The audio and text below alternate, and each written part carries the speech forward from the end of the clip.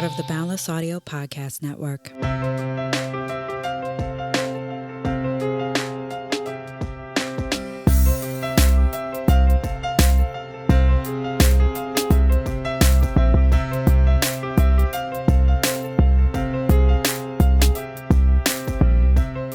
Hello, welcome to another episode of the Artist Pivot Podcast. I am your host, Ayana Major Bay, and I happen to be an actor, voiceover artist, mentor, and world traveler. This is a bi-weekly show featuring conversations about pivots and life lessons from the perspective of artists, those who work in and around the arts, and arts educators. Everyone possesses the ability to pivot. You just have to be reminded sometimes, and that is what I am here to do. To stay up to date and in the know about merchandise, exclusive content, and how to support the show, please subscribe to the newsletter at ayanabay.com/podcast. That's AYANABEY.com/podcast. And there is a link in the show notes. We'll get to this week's episode after a word from our sponsors.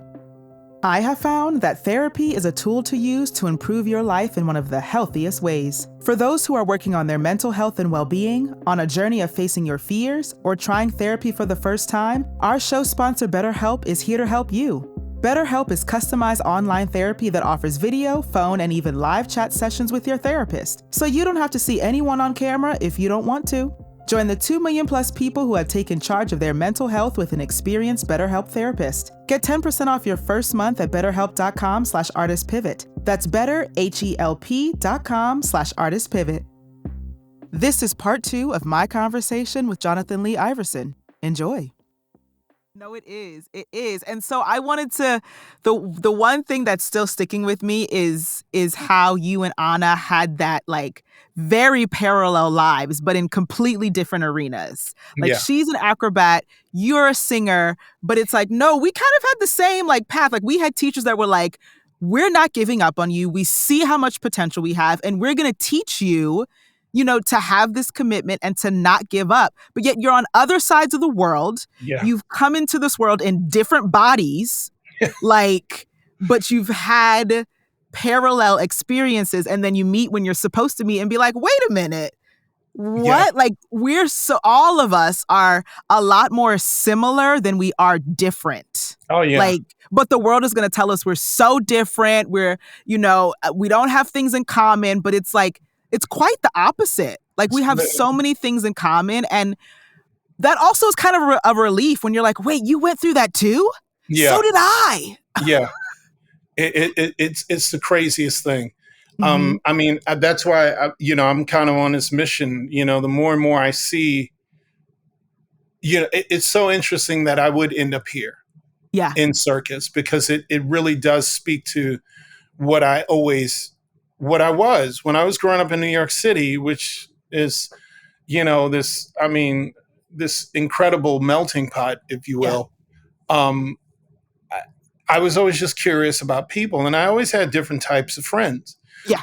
And my mother was always one of these people who, again, she would teach me in that, how to be yourself and to also experience others and to love people where they are. Yeah. It was just really, I was really blessed in that respect. And so that kind of curiosity, I remember I dated this woman when I was really young, and she was funny. She said, you know what, I think you're going to marry a really exotic woman. I said, what do you mean? She said, I just think you're going to, because there's something about you. Uh-huh. Like, I think your wife is probably going to be like mixed with everything. My wife is mixed with everything. And so it's funny because I have like these kind of like curious, interesting takes that really you go, oh my gosh, you're just in a different, you come in a different package, but we're kind of like the same people. You just, your hair is just straighter or something, or your lips are fuller, or whatever the case may be. Yeah. And I mean, it is my hope. I think art is so powerful that it has the potential of destroying those walls. Mm-hmm. And, it was something I experienced especially when I was at LaGuardia High School. Yeah. I mean, like, I don't remember bullying because there's something about kids being busy, having a goal, having their superpower, having it being celebrated. We had kids of every kind of, when I think about it, I was like, man, like, I mean, you had kids who were all the way out. Yeah. And proud, and nobody said anything. They were like, damn, he can dance, man. We got to get him to choreograph. Right. Wow, she can play. Oh, he can draw that. Oh, man, you can sing that. Wait, it's like, I guess you're so preoccupied creating and actually beautifying things and experimenting and actually challenging each other. I mean, back then we could have arguments, heated arguments about social and still be friends.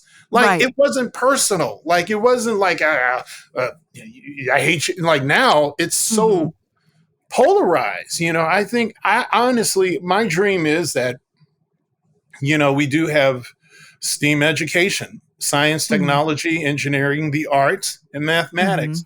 I think it all is it's very crucial to the full development of the human being. And I think I feel I'm concerned for this generation because they're not given this beautiful artistic outlet. Like every other kid you see nowadays has some kind of quirk and what have you. I'm like really? Like, man, like I think a lot of it is just bottled up creative energy that's misdirected, that's been repressed, that isn't encouraged. They don't know what to do with it because nobody's going, oh, that's what you are, Yeah. Try this.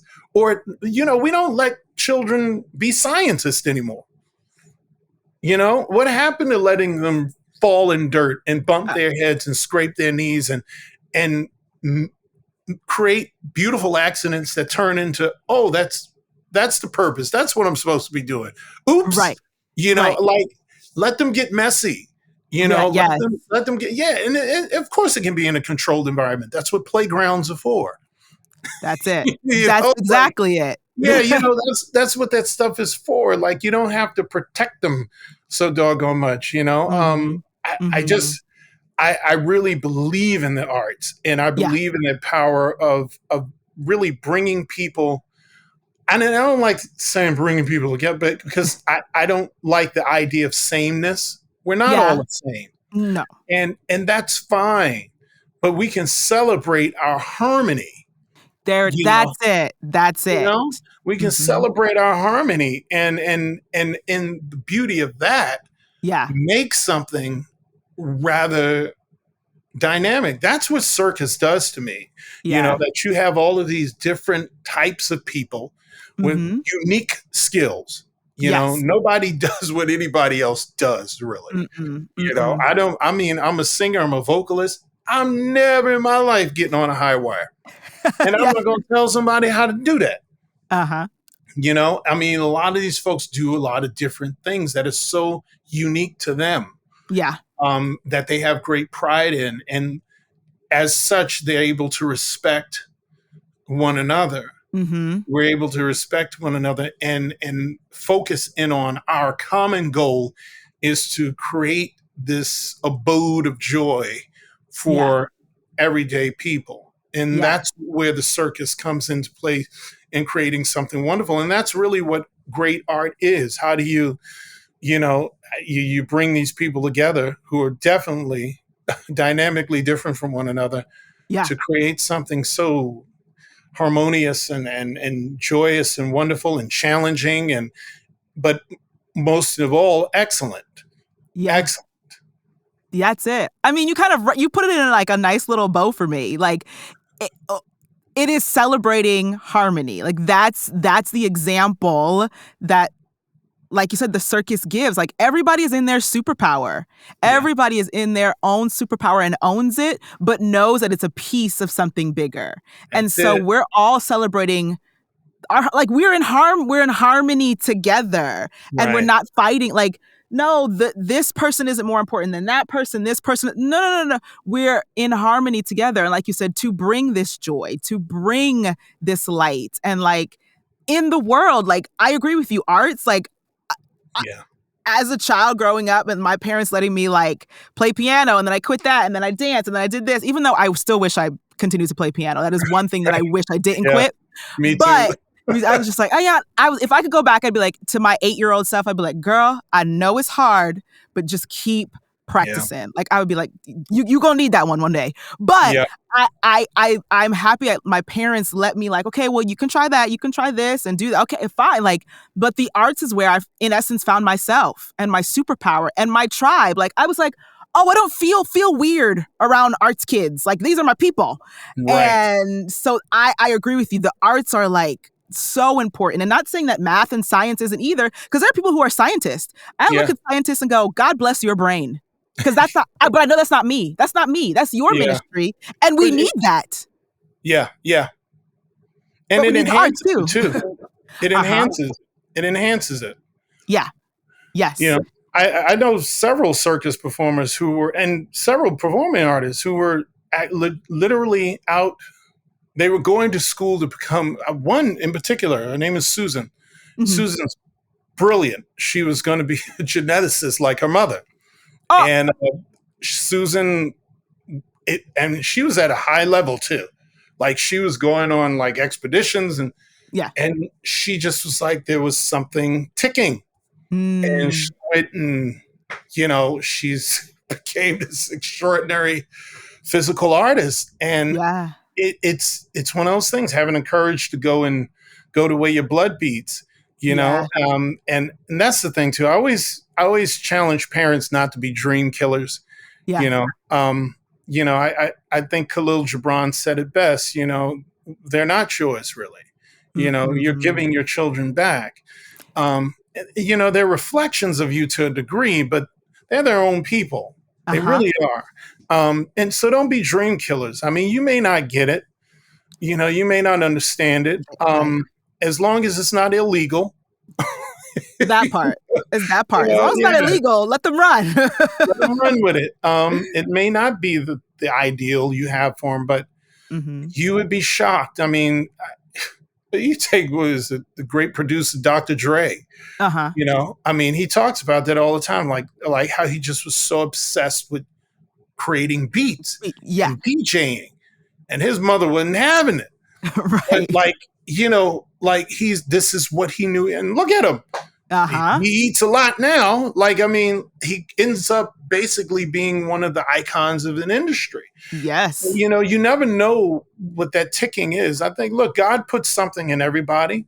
And I think careful parenting and careful instructors have a good understanding of how to give those types of people just the right amount of foundation, encouragement, discipline, without stepping on what it is they are.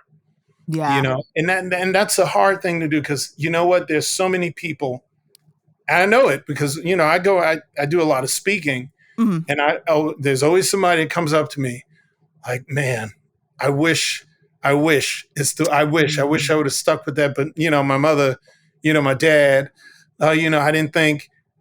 And to me, that's the greatest tragedy in the world, not to manifest to what it is you were designed to be, because I think that's the root of all of our problems. Yeah. Is the sense of your identity. You're not living honestly. The truth sets you free. You can't even, you know, listen, I had one of those panic pivots, as I call it. Okay. During the pandemic. Yeah. And I thought, oh, you know, literally I was on stage when I was dismissed to go home because of the pandemic. Okay. So I'm panicking. I'm like, okay, well, let me get my insurance license. So I get my life insurance license, and I'm going to join this company. And I did. And it was the most soul draining experience of my life. Oh, I mean, I sleep good. Yeah. I've slept good my whole life. No matter what's going on in my eyes, sleep good. Yeah. For a good 2 years, I didn't sleep well. Oh, wow. Doing that. And I knew better. My entire mechanism, because I trained myself enough, like my entire, to my soul was like, what you doing? What are you doing? my friends, my real friends, they were so funny, man. I have a sister friend of mine. She's been my sister since high school. She's like, yeah, I don't know, you selling insurance. Like, what you doing selling insurance? You ain't supposed to be selling insurance. Right. And it's so funny, but people who know, like, you can feel it in that tone. People, and that was a lesson somebody gave me, like, and it was a hard one. You don't have a right to, like, it's one thing for people not to believe in you. Put it this way. It's one thing for people not to believe in you. Yeah. It's another thing when they do. That's a different kind of pressure. When people know the best of you, or at least sense there's so much more to you, and you betray that, that's like repaying good with evil. In a sense, like, you don't have a right to be lazy. You don't have a right to not go for it. When you have so many people who believe in you. And that's how I look at it, with our ancestors, who I have great pride in. It's like, I feel like I have a cloud of witnesses, man. And sometimes in my meditations, I think on it. I mean, I'm thinking of that brilliant young singer who was in the Jim Crow era, who wasn't allowed to. Yeah. I mean, like, and even now, we don't even have to go back then. Like, mass incarceration has stolen more genius than we'll ever know. Yeah. We're talking about genius business people, genius doctors, genius artists, whatever. Yeah. But like, I mean, that's a serious thing too. I don't think people understand the evils of racism. That's the evil of it. Like, you have every right. You gotta like me. But to actually inhibit my life. That's it. That's kind of, to me, that's analogous to murder. You're inhibiting my purpose. Like, fine, you don't have to live with me. Right. You don't have to, but don't inhibit me. Right. I mean, I think of that. Like, you hear those stories. I'm sure you've heard them in your family, where everybody's got a story of that brilliant somebody. Wow. They just knew this naturally, or they just could do this, but they just weren't given that chance. Or we're finding out how racism is so insidious that it affects mental health. You have a lot of our folks who are geniuses, but we didn't know because we thought they were crazy. And they weren't crazy. They were just driven out of their minds, unfortunately, because of the horrors of what was going on in our lives. And it still happens. That's why I do think, listen, I'm unapologetically 1000% Black, and I love Black people without stuttering. Black today, black all day, because there's no greater miracle on this earth than Black people. Come on. There's no greater miracle. How can there be? And everybody knows it. Even people from other countries, I work with them every day. Right. Everybody knows it.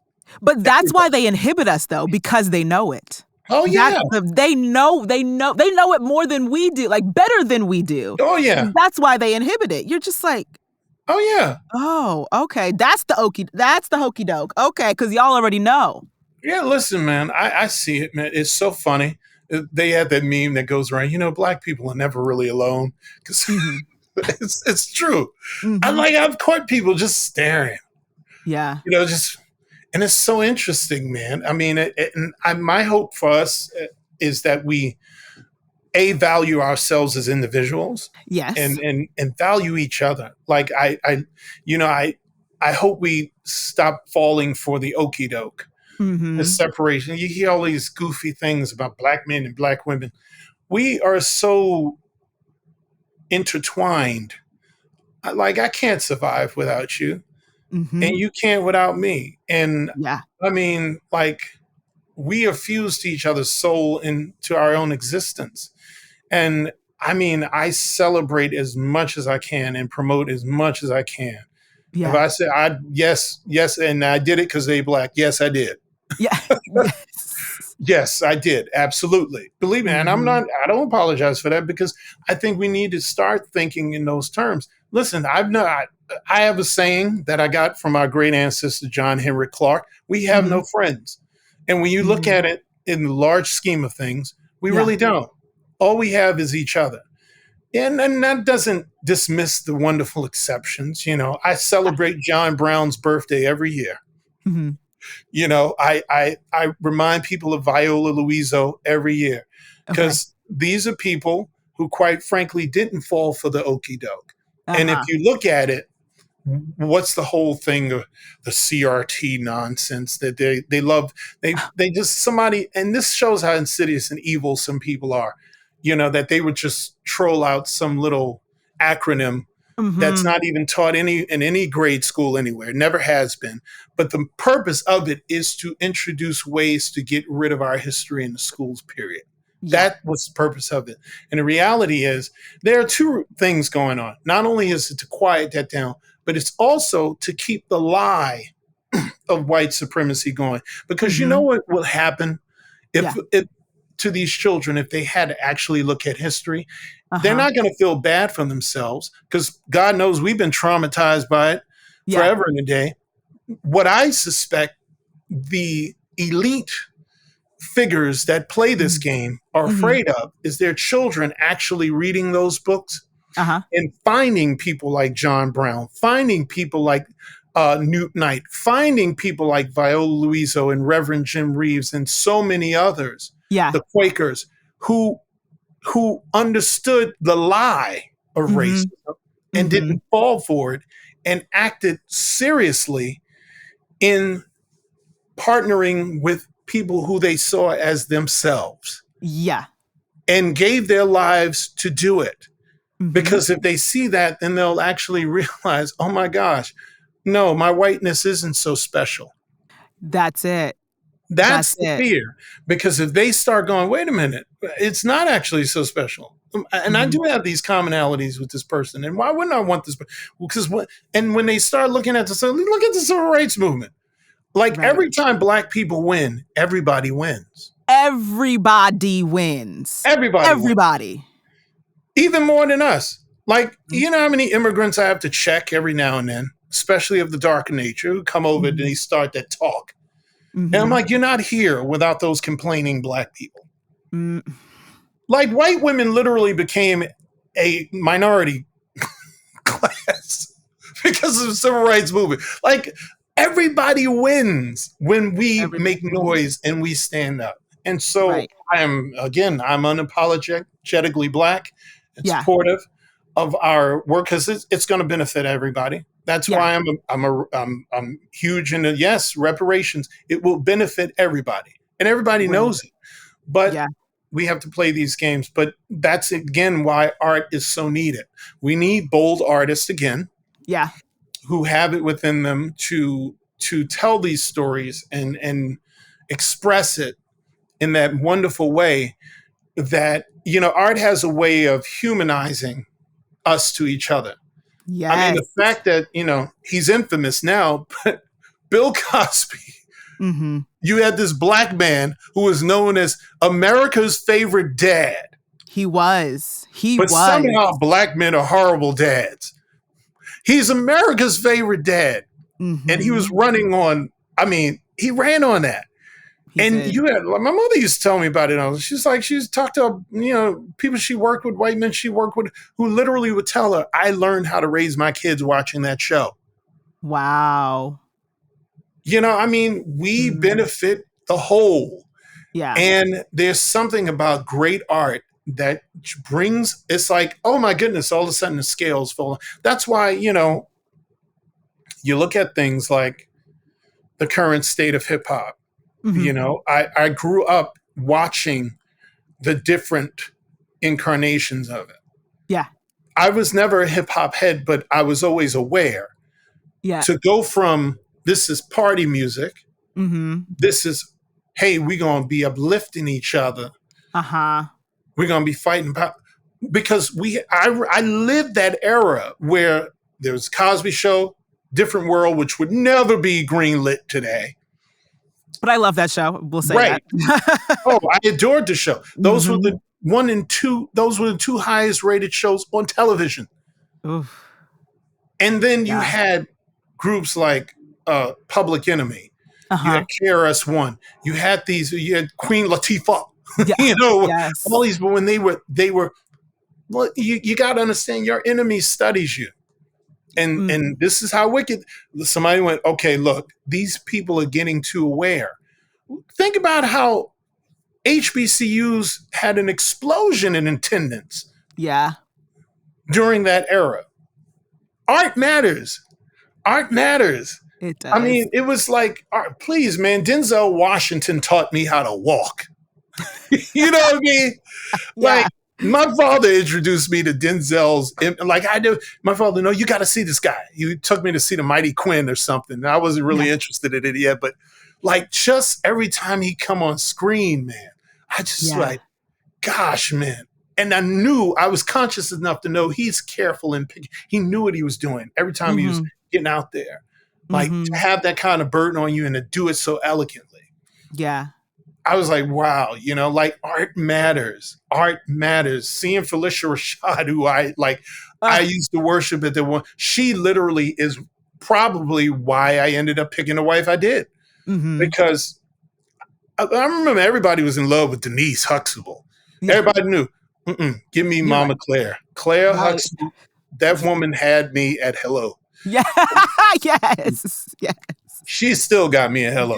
I remember oh my Lord, she just embodied this image of a full human being, this full woman where she could be brilliant, she could be a mom, she could be a wonderful wife. And I love the dynamic of what they were portraying in that show where, he would cook for her. Yeah. Yes. Like it was like, and she wasn't grand and wonderful at his expense. He was like, no, it was like, and the kids weren't these rebellious idiot kids talking down. It was like, there's this beautiful synergy where you felt the full humanity. That's and it. Like I said, man, like, that's art. Art matters. It does something to you. And I mean, that's why, like, to this day, I'm like a lot of people, and a lot of people don't admit this, but I have never sat through The Wizard of Oz. Because I saw The Wiz first. Okay. Yeah, once I saw The Wiz, that was my first kind of like, and I wore that album out as a kid. But that's the only story I knew. And so when somebody said, oh, The Wizard of Oz is coming on, I thought, oh, it's The Wiz. And I was like, what's this? It was like, it's, listen, God, look, Judy Garland was a beast.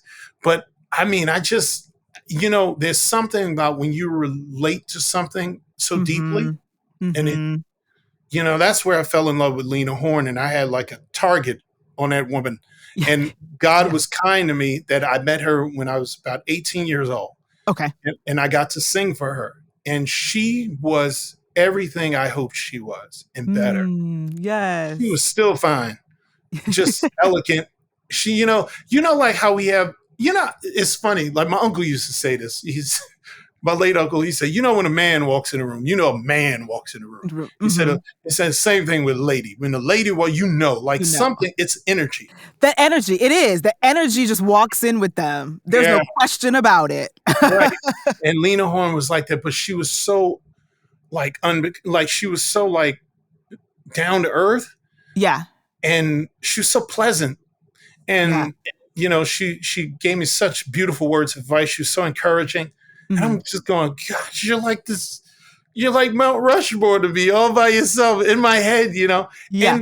And I came back the following year. I was supporting a friend of mine at the time it was a company. I came back the following year to support, and she looked from stage, saw me, and way she remembered me. I was like, holy crap. I was like, man. So like to be around that, to like that, those things inform and stay with me. Yeah. To have people like that believe in you. Yeah.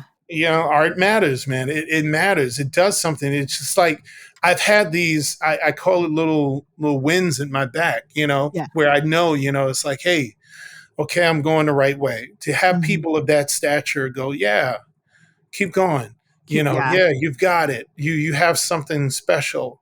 And I've always encouraged people, listen, encourage other people too. One of the great things privileges I have as a ringmaster is my mouth.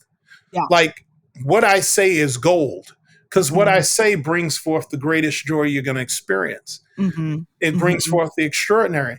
But on a personal level, I've met children who've grown up on my voice. So now they're adults, they're in college, and they still write me. They'll find me on social media.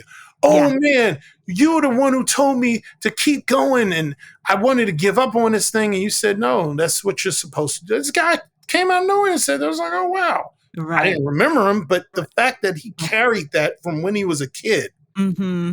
that I said this. I remember there was this gentleman. He's since passed. He every time he would see me at the show, tear up. He said, "No." He said, "You don't understand." He said, "You have no idea what you did for my daughter." Oh wow. I said something in passing because I used to have braces. So I see kids with braces. I said, "Oh, don't worry about that. One day you're going to be as good looking as me." I said in the Ringmaster thing, and people laughed. And his daughter lit up. He said, you were so sweet to her about it. He said, and all of a sudden, because she was so shy, he said, and now she's in the theater, the whole bit. She's fully grown, married, but he said she completely blossomed after that encounter. Yeah. And I'm saying art matters, man, and your presence. I really learned to embrace. It matters that I'm the first Black. It matters that I was the youngest because, not only is it important for our children to be and their parents to go, oh, right, man. And it's interesting because I used to meet these white parents who happen to have Black children they had adopted. Yeah. And they'd come to me like, it's such a relief to see you because we've been trying to find something for him to relate to. And when you came out, she just blew up and said, he's brown like me. He's brown like me. That does something to the kid.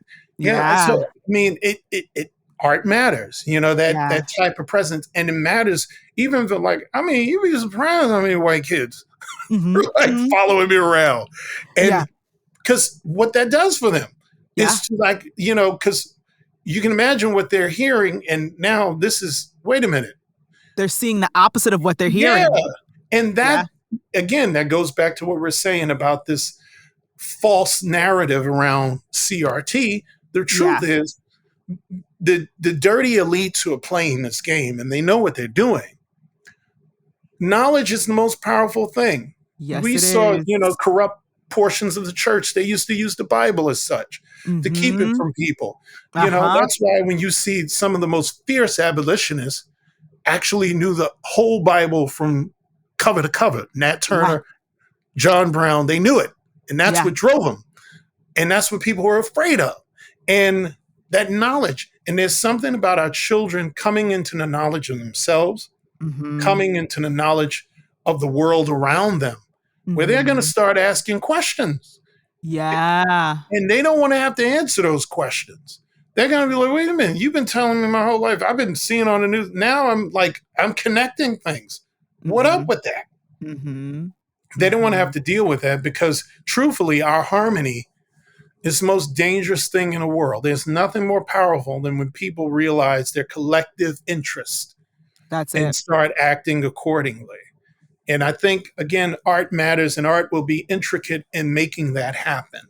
When you have to work with somebody, when you have to live amongst people, as we do here in the circus, these people from all over the world.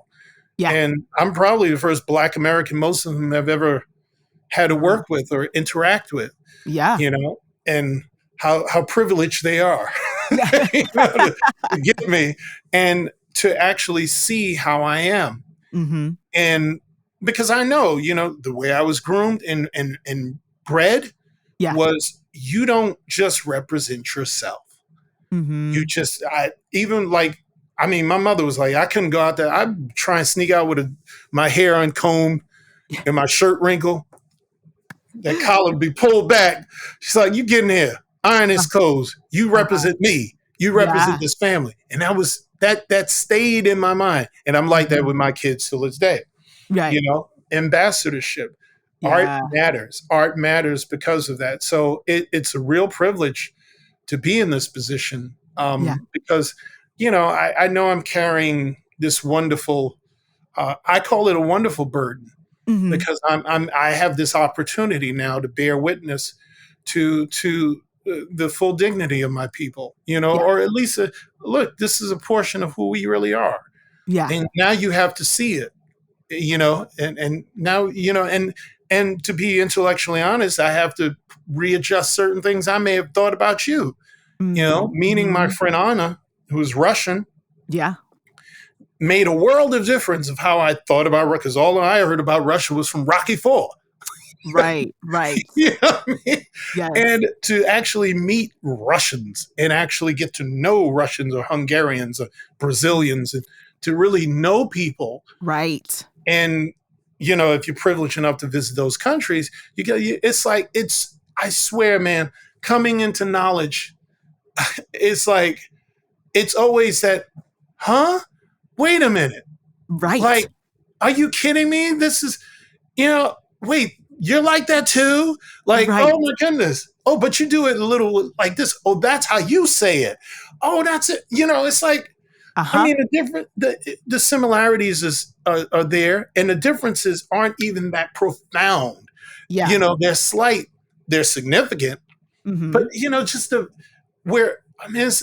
crazy. I really do believe that verse. One day the world will look up and see this deceiver and go, "That's who was deceiving us." Right. That's who is deceiving us, and really, it's our own minds. It's our own minds, and again, art matters. We have to break these walls with great art. Yeah. And it's very important. And I hope, your listeners other artists take that with them, that,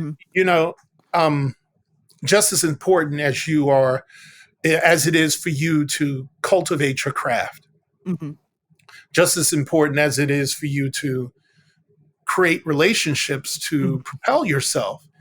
Fair. And to propel others, it is very important for you to understand that you are an ambassador. You are an ambassador. Your representation matters. Yeah. And what you do say carries extraordinary weight. Extraordinary weight. I mean, it really does. I mean, and elites have used the arts, for evil for years. Yes. Yeah, they know. Every time they make a movie, I mean, we're still suffering the ramifications of that movie, Birth of a Nation, Hollywood's first big blockbuster hit. Yeah. Like, you think about that. I don't think I've actually watched that whole thing through, if I'm honest. No, I wouldn't, because it's traumatizing. But if you see it, you can see what it was based on. And those stereotypes still reverberate till this day. Yeah. Till this day, we have to carry that burden because of a movie. Art matters. It's powerful. It resonates until eternity. It shifts and changes people's thinking. It's that. And so, I mean, and we know that because you see how hard it is for Black filmmakers and creatives to get funding. And once you're telling your own story, our story is freaking phenomenal. Yeah. You read in these history books, the stuff we could be telling out here, the people out there. Yes. We got some glorious folks whose stories need to be done. I'm not talking about all slavery and downtrodden stuff. I'm talking about stuff that is just sheer brilliance. Just sheer brilliance. Hilarity. Some villains too. Why not? Tell it all. Right. Yeah, exactly. Tell it all. Tell the fullness of us. Tell the brilliance of us. Yeah. Yeah. Yeah. And so, I mean, I hope for a sort of artistic renaissance. Yeah. I think we're in this interesting place now. We have all this technology, and you can learn anything now on YouTube or whatever. Yeah. I just hope for their good, people start valuing it and really using it and really combing the powers that they have now with well-grounded and proven great fundamentals in the crafts. Don't skip any steps. Still practice. Yeah. Still hold your craft. Still create those habits that make you sharp, where if you didn't have it, all that stuff, you'd still be bad. A lot of people don't realize that. You could take all that stuff away from Michael Jackson, he'd still floor you. You take all that stuff from Prince, he would still floor you. Right. Aretha only, she didn't even need a piano. She's, you know what I mean? Like that kind of art where it's like bare naked or, full out. I got you. Right, right. They still be them. That's true. Yeah. And still give you 1,000% without all of the extra. Because it's in them. It's in them. And that's what I encourage people to really, I remember what James Baldwin says all the time. You have to go the way your blood beats. You go the way your blood beats. P.T. Barnum, he said, my favorite quote of all time, he said, unless a man enters upon the vocation intended for him by nature and best suited to his peculiar genius, he cannot succeed. So be yourself. Be yourself. And that's a courageous thing to do. It's a hard thing to do in a world that's, and I find it's very difficult for women because women from the dead gosh, man, I mean, like the narratives, like every woman's got a doggone narrative that she didn't create. And it's cruel. And it's cruel, especially black women, black women, because everybody takes from black women. Everybody takes from black women's plate. There ain't nobody who don't take from a black woman's plate. Right. That is correct, sir. That is correct. It's the honest truth. I mean, I don't like, please. I mean, everybody has to acknowledge that, everybody takes from a black woman's plate. And so that's something we're going to have to rectify. And we have to, the genius that comes from black women is like, it's insane, man. It's ridiculous. Richard Williams, father of Venus Serena Williams, he used to say that when he was talking about his mother, and it's so beautiful when he talks about his mother and women in general, he's like, when a woman thinks, he's like, it's like there's nothing she can't do. Where there's a woman, there's magic. And I've seen it. Black women are like, gosh, man. I mean, like you see it all the time. And I have a particular respect for it through music because for me, when it comes to singing, there's a black female voice and then there's everybody else. Like I mentioned a lot of male singers, but the truth is my God of a singer is Sarah Vaughan. Ooh, nobody come on. Sarah Vaughan. Nobody touches Nancy Wilson. Nobody touches Aretha. Like nobody, like, I'm like, to me, that's like, oh, that's another section. We'll talk about the underlings now. That's like, I mean, if it was a Mount Olympus of singing, it would just be a bunch of black women just sitting there, because everybody gets from there. Luther Vandross used to say it. I knew I was in good company because Luther said it. It's like, please. He's like, that's all he studied. Same thing with Philip Bailey of the of Earth, Wind, and Fire. That's all he listened to. That's who he listened to. That's how he learned his range. That's what you listen to. You go to the source. The first mothers who sang to their children. Yeah. And everybody's your children. And let's keep it real. I love Adele's songwriting, but she's where she is because she impersonates a wonderful black female voice. And she'd probably tell you that. And I don't blame her. Right. She's like, yep, I do. And you're like, okay. I don't blame her. I think she's a genius songwriter. I love her songwriting. She's a genius songwriter. But like she'll tell you, yep, that's exactly what I did. And if I were her, I would do it too. And I have. Right. You're like, and I have, because I know. I know I'm borrowing from greatness. Yeah. Yes. I love it. Why not? Yeah. Why not borrow from it, but make sure you give him credit. It's that part. It's that part. Because we're generous people. And nobody's more generous than a black female. Nobody's more generous than a black woman. Just give her credit. Yes. And she can be generous because it's overabundant. It's opulent. Yeah. It's not like she can't keep making it. Yes. She don't have to hoard nothing. It's just, it's divine. It's always going to be there. She can make more. Yeah. She's not hoarding it. That's for other people. Just thank her, be grateful, right, and tell the truth. Yeah. That's oh my gosh, I almost failed class. I almost failed a class in college because of Sarah Vaughan. Oh no. I would stay in the music library just listening to her. Yeah. For hours. And I would go to class late because I was just just taking her in. Yeah. And she's so glorious to me because, every singer I've ever listened to, I've unconsciously picked up something and use it, even other women singers. But Okay. Saravana can't. Yeah. It's just like, she's just like, I was just, man, that lady is just divine to me. I mean, her voice, like, if I ever had a crisis in faith, I just listen to Saravana. And you're like, oh, okay, I got it back. I got it back. Yeah. Ain't nowhere in the world I'm standing looking God in his face in judgment, talking about, you ain't give me enough evidence. Really? Right. Sarah, come on. Like, come on. Come on.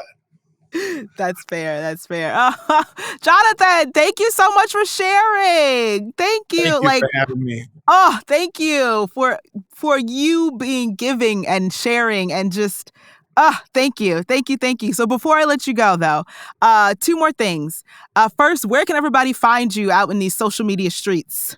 Oh, you can always find me at Last Ringmaster across all social media, whether it's IG, Twitter, TikTok, YouTube, or you can follow me on my website, Big Top Voice, which connects you to all my social media stuff. Even on LinkedIn, it's Last Ringmaster. I figure I keep it simple. Right. Fair. Don't worry, everybody. That's going to go in the show notes, so you can just click. So don't worry about that. And then again, thank you for sharing. Like, I'm so full right now, and I hope everybody listening is like, it's been great. But I must say to you that I acknowledge you, I celebrate you, and I uplift you. Thank you so much. You're welcome. You're so very welcome. Thank you. Thank you. You light me up. Same. I hope you have been informed and inspired by this week's episode. Make sure to hit the subscribe button to be notified when new episodes are out. To stay up to date and in the know about merchandise, exclusive content, and how to support the show, please subscribe to the newsletter at ayanabay.com/podcast. That's AYANABEY.com/podcast. And there's a link in the show notes. This show's executive producer is Ayana Major Bay, and editor is Kieran Niemand. Thank you for tuning in, and I'll speak to you soon.